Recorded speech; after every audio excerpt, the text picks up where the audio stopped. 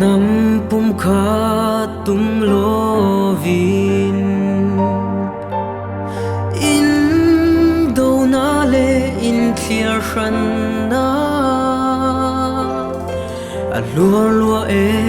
ko vela hian in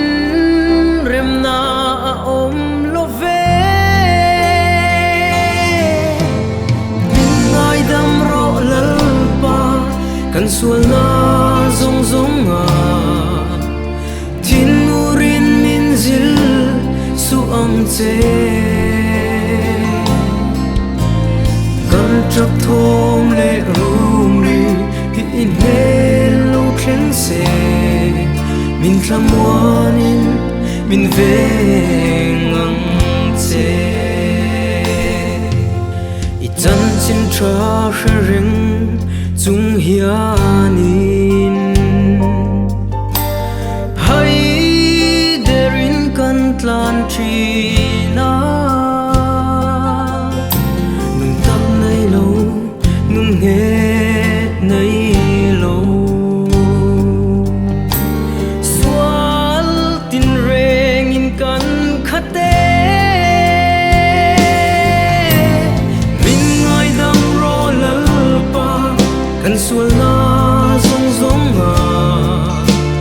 tin urin min zil su ang che kan chap thom le rum ri hi in me lo khem se min tlamuanin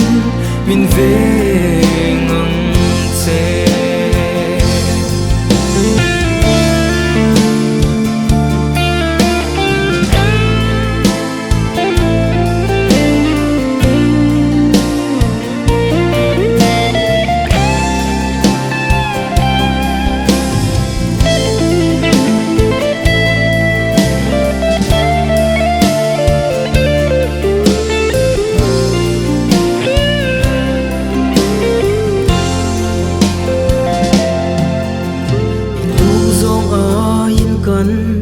du thân na ngai poi mo in kan tlan chi na nama in ngat ngam lo nun kan tam me ko vela hian min ngai dam ro lal pa kan sual na zong zong a tin urin min zil su ang che kan chap thom le rum ri hi in me lo khen se min tlamuanin min ve ngang che kan sunga thunai tu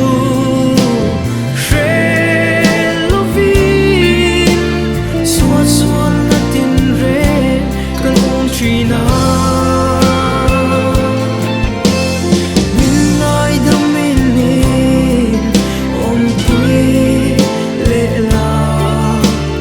lal pa i ko ngai na lan ti ro lal pa i ko ngai na lan ti